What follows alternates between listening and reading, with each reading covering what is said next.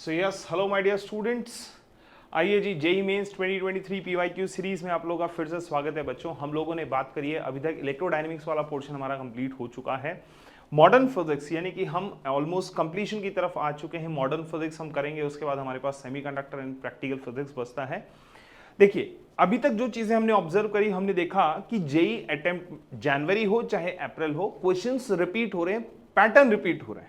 ठीक है, pattern repeat हुआ है, 2023 में रिपीट हुआ है, बहुत ज्यादा चांसेस हैं कि 2024 में भी रिपीट होगा।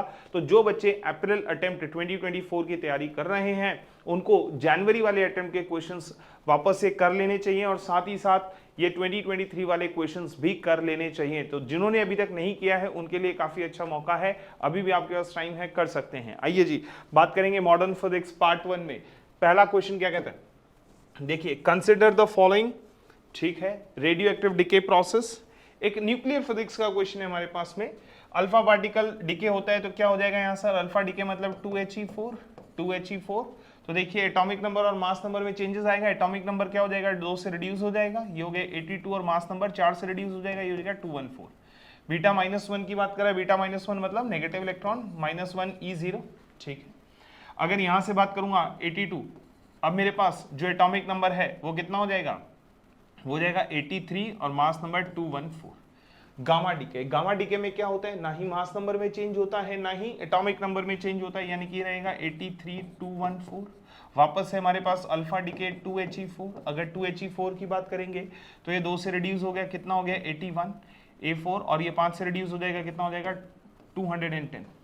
फिर उसके बाद आता है बीटा प्लस डीके, यानी कि +1 E raise to the power E0, not E raise to the power +1 E0। ठीक है, एक पॉजिट्रॉन डिके हो रहा है। ठीक है, यहां पर क्या हो रहा है, पॉजिट्रॉन डिके हो रहा है।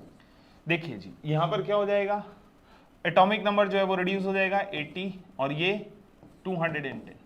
वापस हमारे पास गामा डिके होता है, ये हो जाएगा 80 and 210।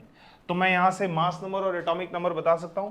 Mass number of this A6 is 210 and atomic number is 80। So option number 3 is the correct answer.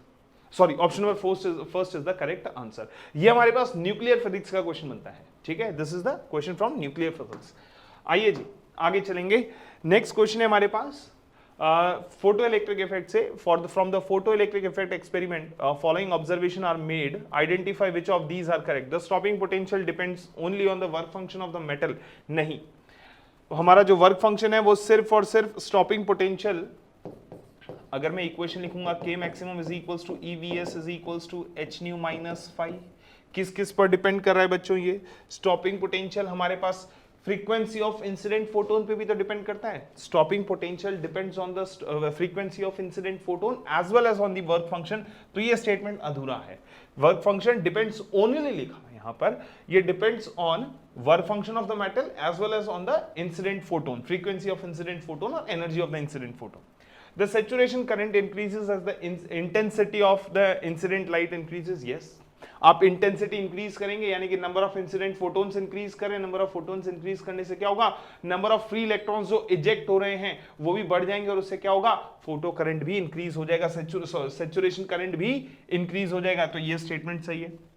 The maximum kinetic energy of the photo electron depends on the intensity of the incident light. नहीं भाई, maximum kinetic energy depends on the incident, जो मेरे पास photon है उसकी energy as well as on the work function. ठीक है, यानी कि मैं ये कह सकता हूं कि जो काइनेटिक एनर्जी है, मैक्सिमम काइनेटिक एनर्जी है, वो फोटोन के नेचर पर और मेटल के नेचर पर, यानी कि मेटल के वर्क फंक्शन पे डिपेंड करता है। तो ये स्टेटमेंट भी गलत हो गया हमारे पास। The photo electric effect can be explain using the wave theory of light, ये बिल्कुल गलत स्टेटमेंट है। फोटो इलेक्ट्रिक इफेक्ट जो है can be explain using particle nature of light. Basically photo electric effect में पार्टिकल नेचर ऑफ लाइट को समझाया जाता है, वेव थ्योरी ऑफ लाइट को नहीं समझाया जाता। So B1 is the only correct answer, option number 3 is the correct answer. आइए जी, नेक्स्ट क्वेश्चन की तरफ चलेंगे। A photon is emitted in a transition from n is equals to 4 टू n is equals to 1 level in hydrogen atom. The corresponding wavelength of this transition, h का value हमको दिया हुआ है 4 × 10⁻⁻15 इलेक्ट्रॉन वोल्ट्स हमें यूज करना है। ठीक है, एनर्जी मैं बता सकता हूं, जो फोटोन बाहर आएगा उसकी एनर्जी कितनी होगी, जो फोटोन बाहर आएगा उसकी एनर्जी hc बाय लैम्डा, वो 13.6। ट्रांजिशन कहां से कहां हो रहा है, 4 से 1 हो रहा है, यानी कि 1/1 स्क्वायर माइनस 1/4 स्क्वायर। इसको सॉल्व करेंगे, h का वैल्यू दिया हुआ है 4 × 10⁻⁻15 इलेक्ट्रॉन वोल्ट में है बच्चों। ये 13.6 इलेक्ट्रॉन वोल्ट, ये 13.6 इलेक्ट्रॉन वोल्ट, और ये 4 × c का value 3 × 10⁸ metre per second divided by lambda is equals to 13.6। इसको सॉल्व करना है, ये बनेगा 16 - 115 डिवाइडेड बाय 16, ठीक है। यानी कि वेवलेंथ कितना आ जाएगा आपके पास, वेवलेंथ आ जाएगा 12 × 10⁻⁻7 डिवाइडेड बाय, ये 16 भी इधर आ जाएगा, 16 डिवाइडेड बाय 13.6 × 15, ठीक है, ये आ जाएगा। जब हम इसको सॉल्व करेंगे तो ये अप्रोक्सीमेटली कितना आएगा मेरे पास, 0.941। इस पूरे को सॉल्व करेंगे तो 0.941, जिसको मैं लिख सकता हूँ 94.1 nanometres. This will be the answer. Lambda is equals to 94.1 nanometres. Clear? Option number 3 is the correct answer. Simple question है, डायरेक्ट फॉर्मूला बेस्ड क्वेश्चन हमारे पास आए हैं। अगर इन चैप्टर्स के आपने थ्योरी भी पढ़ी है या थोड़ा बहुत भी इनके बारे में नॉलेज है तो डायरेक्ट फॉर्मूला बेस्ड क्वेश्चंस हमारे पास यहां से मिले हैं मॉडर्न फिजिक्स में। अगले क्वेश्चन की तरफ चलता हूं। अगला क्वेश्चन कहता है an alpha particle, a proton and electron have the same kinetic energy, which of the following is correct case of their de Broglie wavelength. आइए जी डी ब्रोगली वेवलेंथ के बारे में बात करते हैं। Lambda is equals to h/p होता है, lambda is equals to h/p, ठीक है। अल्फा की बात कर रहा है, प्रोटॉन की बात कर रहा है और इलेक्ट्रॉन की बात कर रहा है। मैं इसको ऐसे भी लिख सकता हूं h/√2mk, ठीक है। काइनेटिक एनर्जी सबका सेम है, kinetic of alpha is equals to kinetic of proton is equals to kinetic of electron, ठीक है। अब सारा का सारा खेल क्या होता है, lambda is inversely proportional to under root of mass आ जाएगा, ठीक है। Lambda is inversely proportional to under root of mass आ गया। मैं जानता हूं mass of alpha particle is larger than the mass of proton is larger than the mass of electron, ठीक है। अल्फा पार्टिकल का मास सबसे बड़ा, उससे बड़ा किसका मास होगा, प्रोटॉन का, सॉरी उससे छोटा प्रोटॉन का, और सबसे छोटा मास किसका होगा, इलेक्ट्रॉन का। तो lambda is inversely proportional to under root of mass, यानी कि अगर मास में ये रिलेशन है तो लैम्डा का रिलेशन मैं डायरेक्टली लिख सकता हूं lambda of electron is greater than lambda of proton, और जो सबसे छोटा वेवलेंथ होगा वो हो जाएगा अल्फा पार्टिकल का। This is the case, lambda of electron is lesser is greater than lambda of proton is greater than lambda of alpha.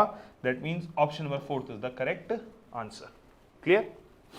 चलिए जी नेक्स्ट क्वेश्चन की तरफ चलेंगे। नेक्स्ट क्वेश्चन क्या कहता है, electron beam used in an electron microscope when accelerated by a voltage of 20 kilovolt, ठीक है, has a de Broglie wavelength of lambda not, ठीक है। If the wave voltage is increase to 40 kilovolt then the de Broglie wavelength associated with the electron beam will be. आइए matter waves lambda is equals to h/p, h/√2mk या फिर h/√2m, क्योंकि electron की बात कर रहे हैं तो charge into accelerated potential v, ठीक है भाई। ये कहानी होता है, वो कह रहा है कि पहले मेरे पास जो लैम्डा नॉट है वो किसके लिए है, for 20 kilovolt, √2 mass into volt कितना है 20 किलोवोल्ट्स, 20 किलोवोल्ट्स, ठीक है, ये कहानी है। नेक्स्ट मैं मान लेता हूं वेवलेंथ हो जाएगा मेरे पास लैम्डा 1, तो कितना करस्पॉन्डिंग बाकी सारी चीजें तो सेम रहने वाली, मास ऑफ इलेक्ट्रॉन की बात करेंगे, चार्ज ऑन इलेक्ट्रॉन, ठीक है। पोटेंशियल कितना हो जाएगा बच्चों, अब हो जाएगा 40 किलोवोल्ट, 40 किलोवोल्ट, ये हो गया नया पोटेंशियल। इन दोनों को जरा डिवाइड करता हूं, जैसे मैं डिवाइड करूंगा या फिर अगर नहीं भी डिवाइड करना है आपको तो आप सीधा सीधा लिख सकते हैं h/40 किलोवोल्ट को 2 लिख देता हूं, 2 × 2 मास of electron charge into 20 kilovolt, ये रूट अंडर में आया। क्या मैं इस पूरे को h/दिस वैल्यू, क्या मैं इसको लैम्डा नॉट लिख सकता हूं, तो lambda 1 is equals to lambda not upon √2, ये लीजिए, बड़ा ही आसान question, lambda 1 is equals to lambda not upon √2। Wavelength पूछा था, डी ब्रोगली वेवलेंथ पूछा था, बड़े आराम से हमने निकाल दिया, लैम्डा नॉट अपॉन √2। क्लियर है? Option number 3 is the correct answer. Next question क्या कहता है, the ratio of the density of oxygen molecules and helium nucleus, oxygen nucleus and helium nucleus, आपने पढ़ा है ये न्यूक्लियर फिजिक्स के अंदर, आपने पढ़ा है कि जो डेंसिटी है किसी भी न्यूक्लियस की डेंसिटी की बात करेंगे density of all the atomic nucleuses are nearly same. ठीक है, रेडियस हमको पता है, रेडियस का फॉर्मूला क्या होता है,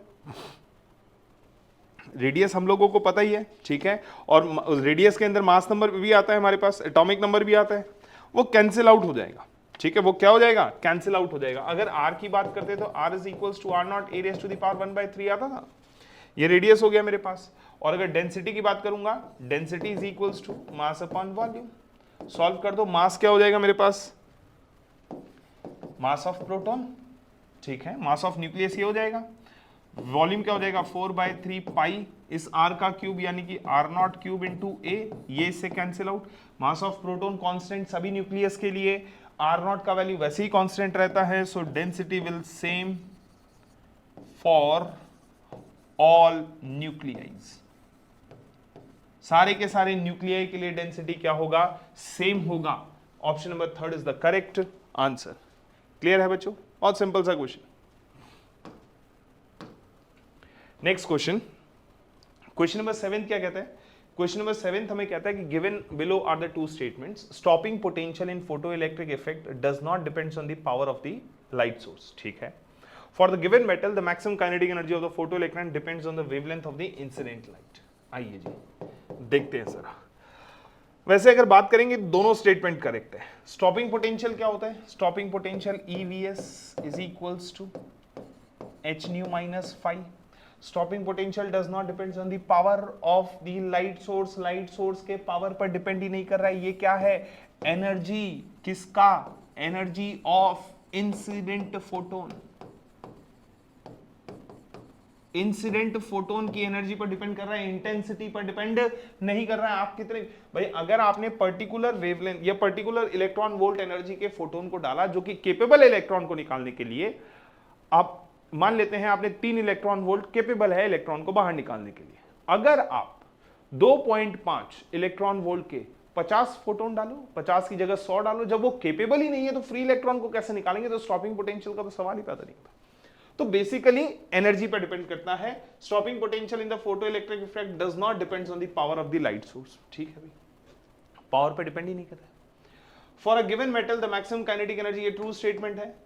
for a given metal the maximum kinetic energy of the photo electron does not depends on the wavelength of the incident light, ये भी सही बात है, ये भी सही बात है। Maximum kinetic energy of the photo energy of the photo electrons depends on what, wavelength पे डिपेंड कर रहा है, इंसिडेंट लाइट की वेवलेंथ पे डिपेंड करता है। So both statement 1 and statement 2 are the correct, statement 1 and statement 2 are the correct statements. चलिए जी नेक्स्ट क्वेश्चन की तरफ चलेंगे। नेक्स्ट क्वेश्चन क्या कहता है, नेक्स्ट क्वेश्चन कहता है कि energy levels of an atom is shown in the figure. ठीक है, ABCD और कुछ लेवल्स दिए हुए 1 2 3 4, -10 इलेक्ट्रॉन वोल्ट, 5.2, 2.2 और 0। ठीक है, which one of these transition will result in the emission of photon of the wavelength 124.1 nanometre. ठीक है, आइए बोल रहा है कि इसमें से किसका wavelength, so E is equals to what, hc by lambda होता है, change in energy is equals to hc by lambda. किस ट्रांजिशन के लिए, ABCD 4 ट्रांजिशन दिए हुए, किस ट्रांजिशन के करस्पॉन्डिंग ये वेवलेंथ का फोटोन जो है वो बाहर आएगा। ठीक है, अब हम जानते हैं delta E is equals to, मैं इसको लिख सकता हूं 124 नैनोमीटर इलेक्ट्रॉन वोल्ट्स में डिवाइडेड बाय वेवलेंथ लैम्डा। ठीक है, वेवलेंथ कितना है, lambda. So delta E is equals to how much, 1240, approximately 1 लिख देता हूं उसको, 1241 या 1240 अप्रोक्सीमेटली एक ही बात है, तो मैं इसको 1 लिख दिया, 1। ठीक है, वेवलेंथ मेरे पास नैनोमीटर्स में दिया हुआ है कितना, 124.1 नैनोमीटर्स। ठीक है, नैनोमीटर से नैनोमीटर उड़ गया, ये यहां से गया 10, 1241 से 124 कैंसिल आउट, तो मेरे पास डेल्टा E कितना होना चाहिए, एनर्जी डिफरेंस होना चाहिए 10 इलेक्ट्रॉन वोल्ट के बराबर। देखिए कहां पर है 10 इलेक्ट्रॉन वोल्ट का डिफरेंस, D वाले ट्रांजिशन में। So option number first is the correct answer. Clear है, option number first is the correct answer. चलिए जी नेक्स्ट क्वेश्चन क्या कहते हैं, the threshold wavelength for the photo electric emission from a material is 5500 angstrom. A photo electrons will be emitted when this material is illuminated with a monochromatic radiation from 75 watt infrared lamp, 10 watt infrared lamp, 75 watt ultraviolet, 10 watt ultraviolet. Choose the correct answer. ठीक है, आइए, threshold wavelength हमें दिया हुआ है, threshold wavelength. अगर infrared की बात करूंगा तो इंफ्रारेड मेरे पास मिनिमम वेवलेंथ जो है, वेवलेंथ ऑफ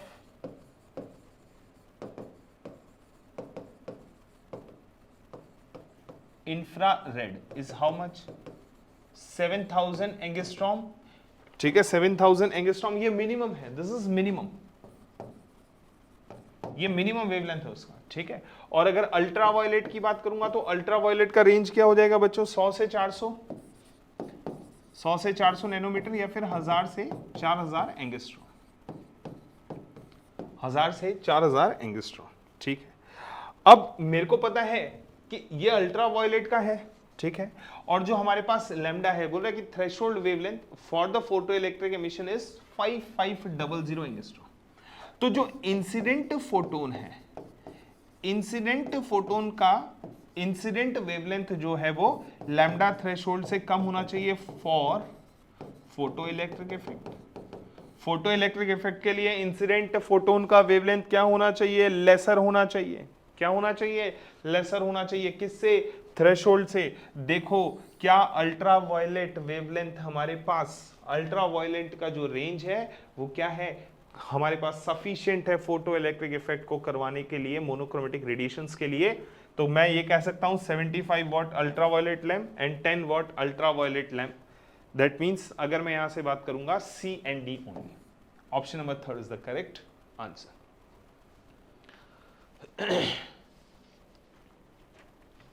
चलिए जी, नेक्स्ट क्वेश्चन की तरफ चलेंगे। नेक्स्ट है मेरे पास, the ratio of de Broglie wavelength of an alpha particle and a proton accelerated from rest by the same potential is this. ठीक है, सेम पोटेंशियल से उसको एक्सेलरेट किया गया है। अभी थोड़ी देर पहले हमने देखा कि डी ब्रोई वेवलेंथ का फॉर्मूला h/√2m/q_v। ठीक है, बात किस किस की कर रहा है, ये बात कर रहा है प्रोटोन की और अल्फा पार्टिकल की। ठीक है, प्रोटोन की और अल्फा पार्टिकल की। आइए जरा देख लेते हैं।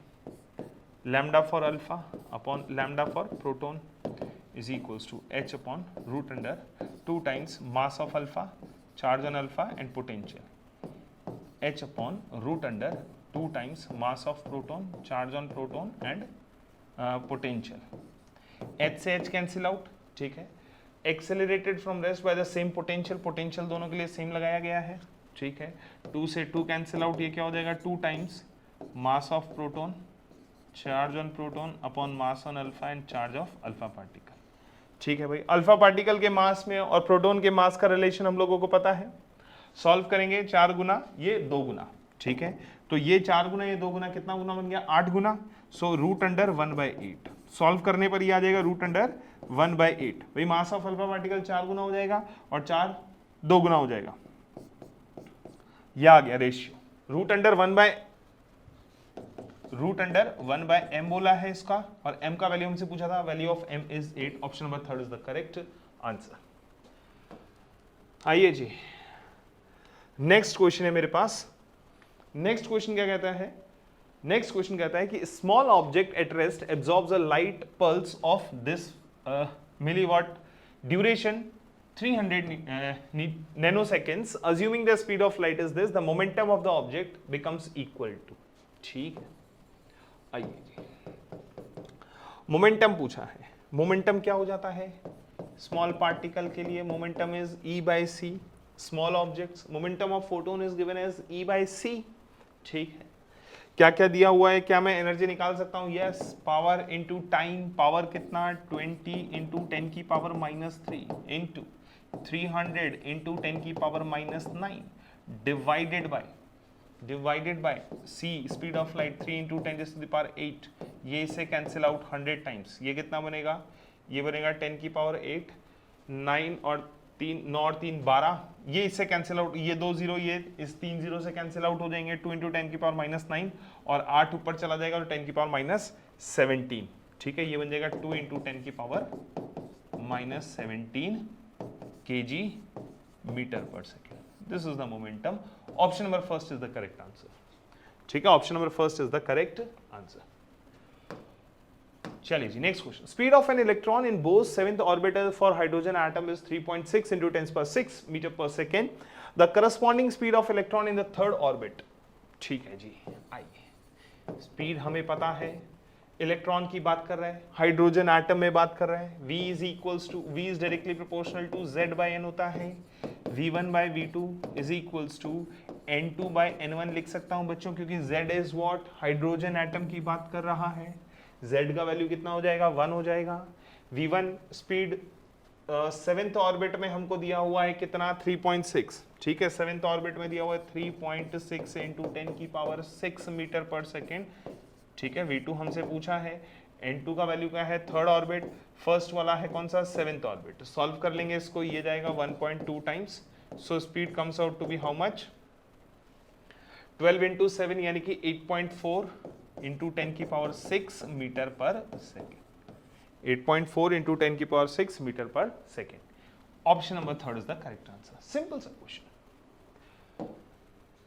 नेक्स्ट क्वेश्चन क्या कहते हैं, नेक्स्ट क्वेश्चन हमें कहता है कि given below are the two statements, one is labeled as assertion and other is labeled as reason। ठीक है, the nuclear density of the nuclides, this bismuth, ठीक है, lithium, iron, nickel, neon और bismuth की बात करें, बोरोन, ठीक है, can be arranged as this। ये डेंसिटी, अरे भाई साहब गलत है, फॉल्स है। क्यों, अभी थोड़ी देर पहले पढ़ा, अभी थोड़ी देर पहले हमने क्या पढ़ा है, थोड़ी देर पहले हमने पढ़ा है कि rho is independent of mass number,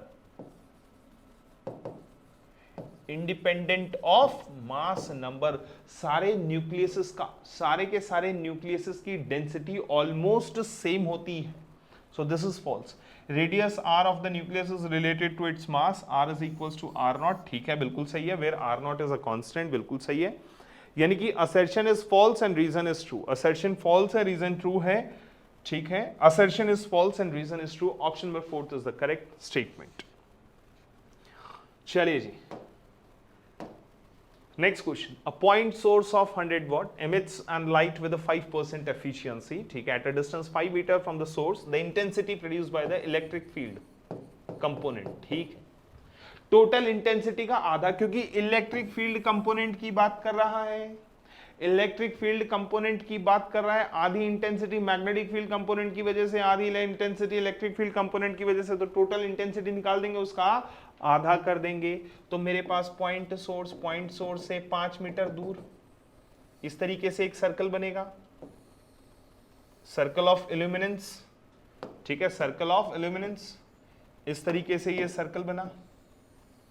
ठीक है, लाइट चारों तरफ फैल गई, एक स्फीयर में चारों तरफ फैल गई है। दूरी कितनी है, 5 मीटर है। ये रहा पॉइंट सोर्स P। ठीक है, 100 वॉट एमिट कर रहा है, तो मैं इंटेंसिटी एट 5 मीटर निकाल सकता हूं। इंटेंसिटी एट 5 मीटर कितना होगा, क्या बोल रहा है, देखो हमको दिया हुआ है 5% किसका, 100 वॉट का। 4 पाई, रेडियस कितना है, 5 का स्क्वायर है। ठीक है, ये 100 से 100 कैंसिल आउट, 5 से 5 कैंसिल आउट, ये हो जाएगा 1/20 pi watt per metre square. ठीक है, now intensity due to electric field component, electric field component की वजह से इंटेंसिटी क्या होगा, आधा हो जाएगा किसका, आई टोटल इंटेंसिटी का। टोटल इंटेंसिटी कितना, 1/20 पाई, कितना हो गया ये, 1/40 पाई। अच्छा क्वेश्चन था, क्वेश्चन आपको गलत करवाने के लिए आया था, आपको टेस्ट करने के लिए आया था। लास्ट में स्टेटमेंट दे दिया उन्होंने, इलेक्ट्रिक फील्ड कंपोनेंट की वजह से इंटेंसिटी बताओ। मैक्सिमम बच्चा इसको क्वेश्चन का आंसर सही निकाल देगा, बट यहां तक निकाल देगा। मैक्सिमम बच्चा इसमें गलती करने की प्रोबेबिलिटी रखता है, क्योंकि उसने आधा सॉल्व किया है, हमसे इलेक्ट्रिक फील्ड कंपोनेंट की वजह से इंटेंसिटी पूछा था। So your answer is option number 1। चलिए, moving on to the next question. An electron accelerated through a potential difference V1 has a de Broglie wavelength of lambda. When the potential is changed to V2, the de Broglie wavelength increases by 50%. The value of V1 and V2 is V1/V2 is equals to। ठीक है, हम जानते हैं lambda is equals to h upon root under 2m/v की बात कर रहे हैं, ठीक है। जब पोटेंशियल v1 था तब वेवलेंथ था लैम्डा, बोल रहा है कि पोटेंशियल चेंज टू v2 और जो नया वेवलेंथ हो जाएगा वो हो जाएगा लैम्डा 2, ठीक है। अब v1 के करस्पॉन्डिंग तो लैम्डा है बच्चों, v1 के करस्पॉन्डिंग क्या है, लैम्डा है, तो lambda 2 is equals to h upon root under 2m/v। Potential change कर दिया v2 से, बट उसने एक और चीज बोली है कि जो लैम्डा 2 है वो क्या हो गया है, लैम्डा प्लस 50% से इंक्रीज हो गया, 50% से क्या हो गया, इंक्रीज हो गया। तो मैं इसको लिख सकता हूं 3/2 times of lambda, lambda 2 is equals to, ठीक है, lambda 2 is equals to how much, 3/2 times of lambda, तो इधर देखिए h upon root under 2m/v2 is equals to 3/2 times of h upon root under 2m/v1। h से h गया, root under 2m/q से root under 2m/q गया, दोनों तरफ squaring कर देंगे, जब दोनों तरफ स्क्वायरिंग करेंगे तो 1/v2 is equals to 9/4 into 1/v1, तो v1/v2 कितना आ गया, v1/v2 इज इक्वल्स टू 9/4, ठीक है, v1/v2 कितना आ गया, 9/4, क्लियर है।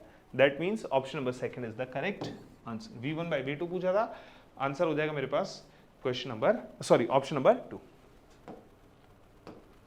आइए जी नेक्स्ट क्वेश्चन, नेक्स्ट क्वेश्चन क्या कहता है, नेक्स्ट क्वेश्चन कहता है कि a free neutron decays into proton but a free proton does not decay into neutron, ठीक है, न्यूट्रॉन प्रोटॉन में डिके हो जाता है बट प्रोटॉन जो है वो न्यूट्रॉन में डिके नहीं होता। कारण क्या है इसका, इसका कारण ये है कि न्यूट्रॉन का मेरे पास जो रेस्ट मास होता है वो ज्यादा होता है एज कंपेयर टू प्रोटॉन, ठीक है, तो प्रोटॉन का रेस्ट मास कम है, उसको ज्यादा एनर्जी चाहिए होता है टूटने के लिए, ठीक है, proton requires more amount of energy to decay into neutron. तो a free neutron decays into a proton but a free proton does not decay into neutron, this is because neutron has larger rest mass than the proton। बिल्कुल सही बात है, neutron is a composite particle made of proton and electron, ये बात सही है, but इसका कारण नहीं है। Proton is a charge particle, neutron is अनचार्ज particle, ये तीनों इसके कारण नहीं है, ठीक है। जो इसका एक्चुअल कारण है ये है कि न्यूट्रॉन का जो रेस्ट मास होता है वो ज्यादा होता है एज कंपेयर टू प्रोटॉन, तो प्रोटॉन को ज्यादा एनर्जी चाहिए होती है ब्रेक होने के लिए, टूटने के लिए, डिके होने के लिए। आइए जी नेक्स्ट क्वेश्चन की तरफ चलेंगे। क्वेश्चन नंबर 17 क्या कहता है, if a source of electromagnetic radiation having the power 15 kilowatt produces 10⁻16 photons per second, the radiation belongs to the part of the spectrum is, Planck constant का वैल्यू 6 × 10⁻34 लेना है। देखो सबसे पहले तो पर सेकंड बात कर लेता हूं, ठीक है।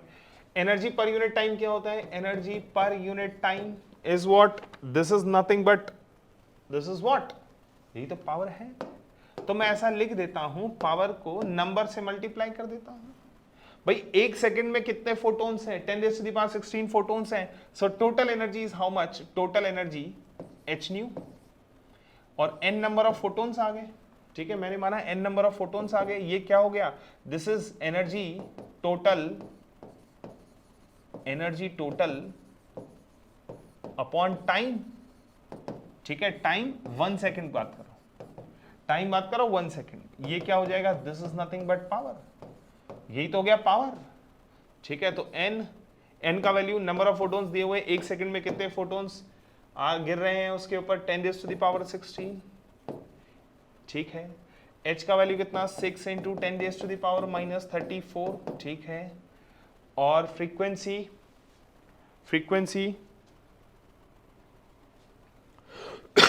सॉरी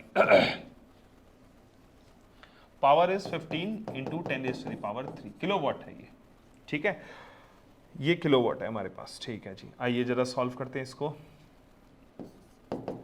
15 × 10⁻³ अपॉन 6 × 10⁻34 × 10⁻16, ये बनेगा 16 16 32 और 2 एक्स्ट्रा है इसके पास, तो 18 और 3 21, ठीक है, 21 21। तो फ्रीक्वेंसी यहां से मेरे पास कितना आ जाएगा,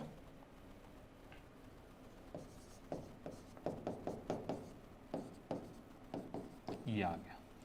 अगर इस फ्रीक्वेंसी की बात करेंगे तो ये फ्रीक्वेंसी है किसका, गामा रेज की, this frequency is corresponding to gamma raise,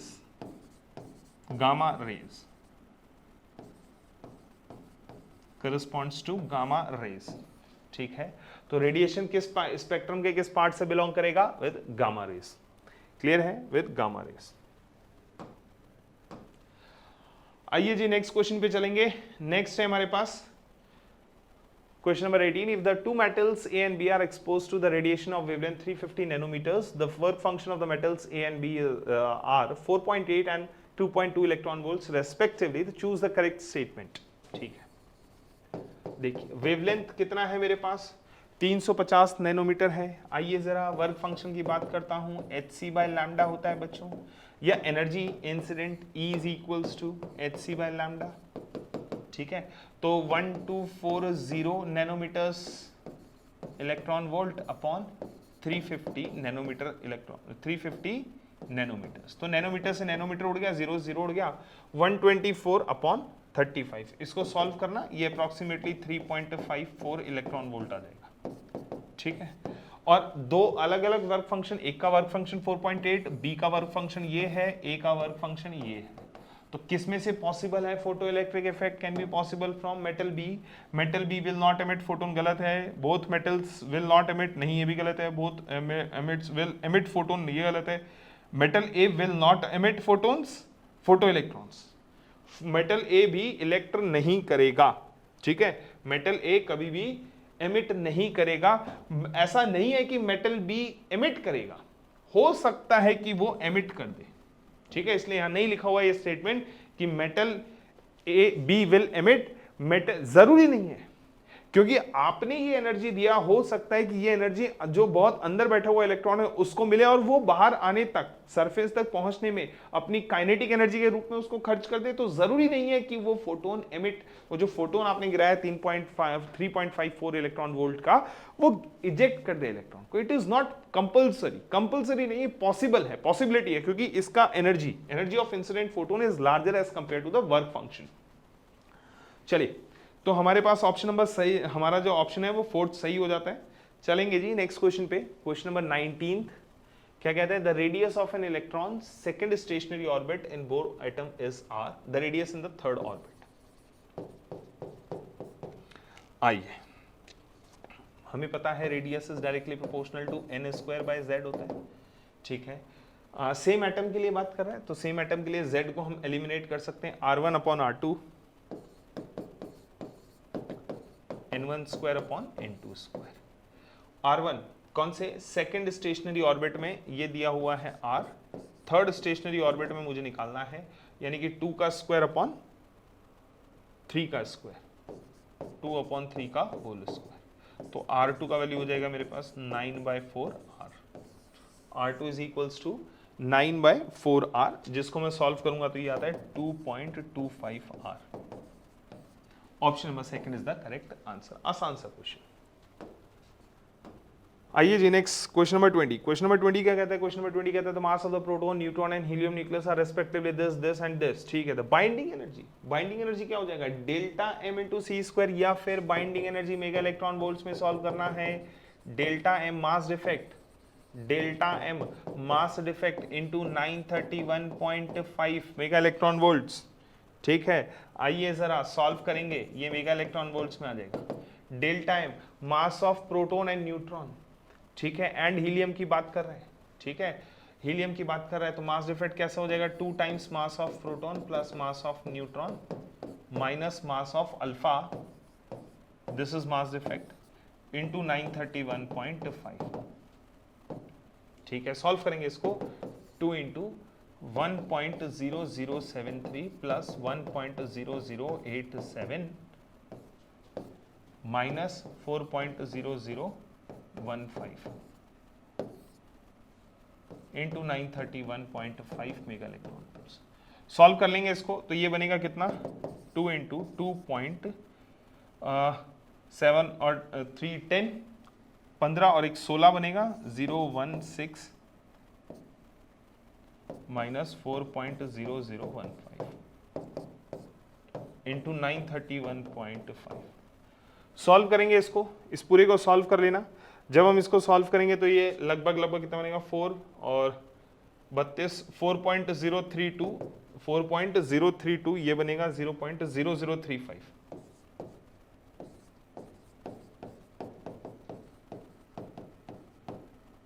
और ये इसको सॉल्व करने पर ये आ जाएगा 28.4। कैलकुलेशन देख लेना भाई आप लोग।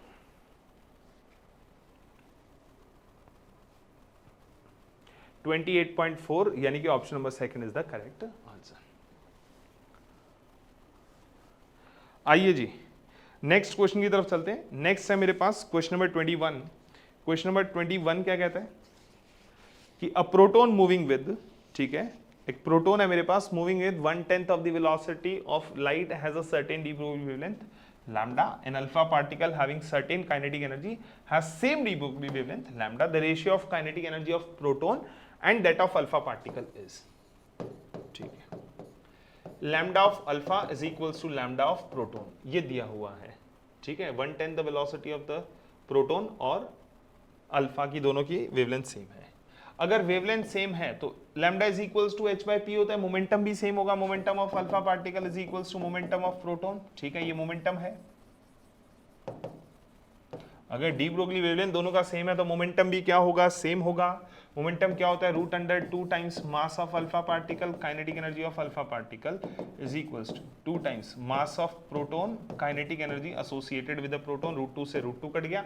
मुझे क्या चाहिए, ratio of kinetic energy of proton यानी कि Kp upon K alpha is equals to mass of alpha upon mass of proton. ये लो भाई, अब हम जानते हैं मास ऑफ अल्फा क्या होता है, 4 गुना होता है किसके, मास ऑफ प्रोटॉन से। So this will be the answer.